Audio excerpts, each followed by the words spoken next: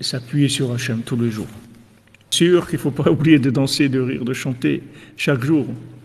Même si c'est pas, des fois on n'a pas envie de chanter, on n'a pas. Mais même, tu voyez le petit chant qu'on fait là avant le shiur et après, même ça, c'est très difficile des fois. C'est mamash, il faut se forcer, comme Rav Amram Nachman dit, fais semblant, c'est tout. Fais semblant d'être joyeux, parce que tu sais que c'est comme ça qu'il faut être. Alors fais semblant d'être joyeux et avec ça tu vas déclencher la vraie joie, les autres Hachem. Voilà, Adraba, Afalpiken, le Shonefraïla, exactement. Alors maintenant qu'elle est rentrée dans ces murailles en eau, en fait, ces murailles en eau, c'est le corps d'Adam Arishon. Adam Arishon et Chava, ils étaient transparents. Ils n'avaient pas de la chair. Ils n'avaient pas une chair opaque. Ils étaient transparents, ils étaient lumineux. Donc, ces murailles en eau, en fait, c'est des murailles révélées, c'est tout. Parce que dans la racine, c'est tout de l'eau, ce monde-là. Tout ce monde-là, il vient de l'eau. Au départ, il n'y avait que de l'eau, c'est tout. Après, il y a eu la révélation et tous les éléments. Comme on a vu, l'eau, on n'a pas trouvé de traces de création de l'eau. Donc ça reste secret et caché, le principe de l'eau. C'est la racine de tout. C'est comme Hachem qui est derrière tout, mais il est caché. L'eau, elle est derrière toute création, mais elle est cachée. C'est-à-dire, on ne voit pas. Mais tout vient de l'eau. Nous-mêmes, on vit une vie aquatique avant de naître dans ce monde-là. On est dans le placenta avec de l'eau, etc. Et après, on passe dans ce monde-là. Donc l'eau, c'est la racine de la vie. C'est ce qui donne la vie. Donc ces murailles en eau, en fait, elles ont les deux côtés. En même temps, c'est des murailles, c'est-à-dire c'est des murs qui sont là, construits, mais c'est de l'eau en fait. C'est pas des murs, c'est de l'eau qui tient avec un vent, avec un souffle.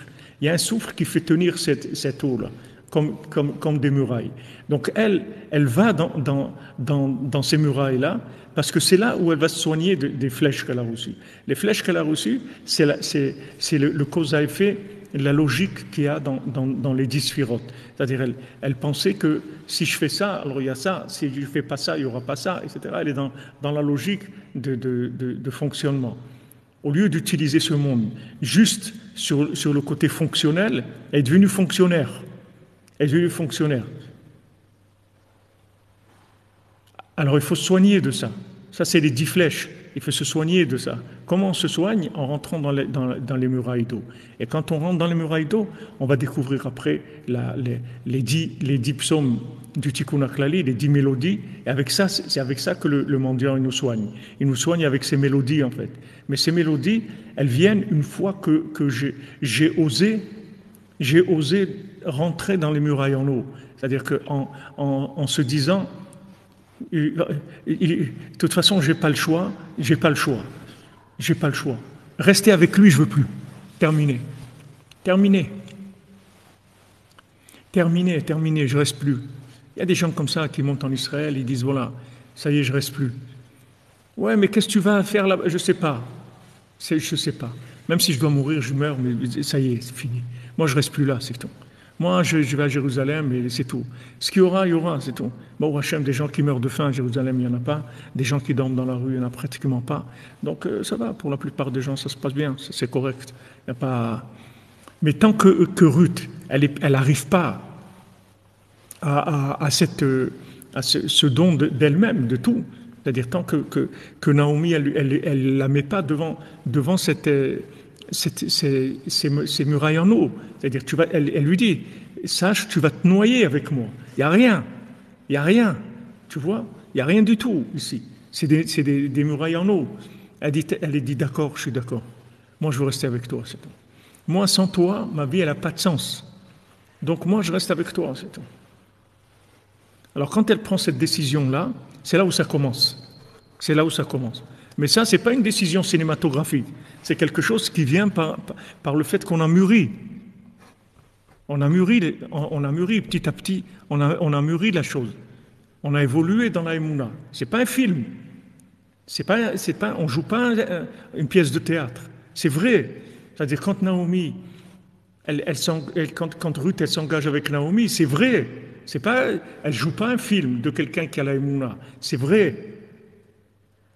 Elle est arrivée à ce degré de maturité. Donc maintenant, en fait, c'est quand la mère de Rabbeinu lui a demandé mais qui tu es, qu'est-ce que c'est ton chidouche, c'est quoi, tu es quelqu'un d'exceptionnel, mais qui tu es? Il dit moi je suis quelqu'un qui fuit le mal vraiment. C'est tout. Voilà. Ça a l'air simple. Voilà. Et tout est là. Fuir le mal vraiment. Voilà. Alors, en fait, la sortie d'Égypte, c'était ça. La sortie d'Égypte, c'est qu'il fallait rester 400 ans en Égypte. Après 400 ans passés en Égypte, on serait arrivé à l'évidence, la certitude que le bien, c'est bien et que le mal, c'est mal. Comme le fils du roi, quand il s'assoit sur le trône. Il dit maintenant, je sais que moi, je suis le fils du roi et toi, tu es le fils de la servante. Mais tant qu'il n'est pas arrivé là, à Malchut Emouna, au pouvoir de la Emouna, ça, il y a des hauts et des bas. C'est en cours de formation, en cours d'évolution. Donc tant qu'on n'est pas, on n'arrive pas à ce point-là de non-retour, qu'on préfère se noyer dans les murailles en eau, plutôt que rester avec ce roi cruel, avec ce Amalek, avec ce Haman, avec ce Esav, tant qu'on n'est pas arrivé à là, c'est pas. Mais faites attention au cinéma, parce qu'aujourd'hui, malheureusement, il y a beaucoup de choses qui viennent que les gens ils copient des choses. Ils voient quelqu'un monter en Israël, ils voient quelqu'un faire telle chose, ils voient quelqu'un étudier toute la journée, et ils croient que lui aussi va faire ça. C'est tout. Ils copient des systèmes de fonctionnement. Ils croient que c'est des systèmes, mais il faut faire attention parce que ça brûle. C'est pas quelque chose. La Torah, ça brûle. C'est pas quelque chose de neutre. Donc quand on rentre dedans, Vatem advekim, Bachem Elokechem, Chaim Kulechem Ayom.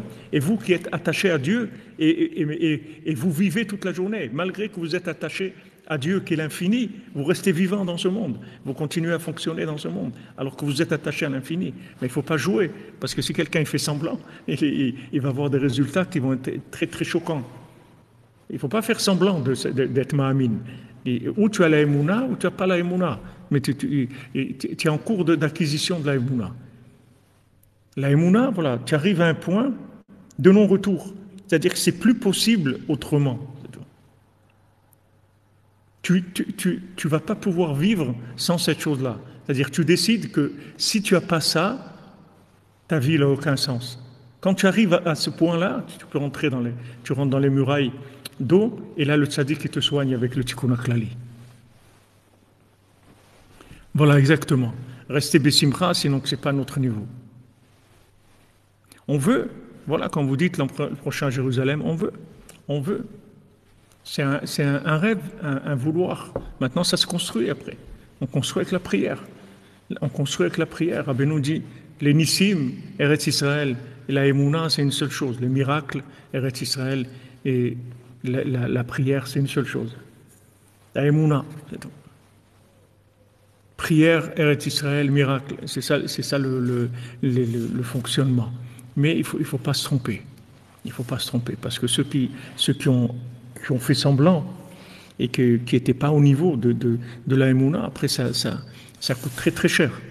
Ce sont des déceptions qui coûtent très très cher, des souffrances qui sont très très difficiles.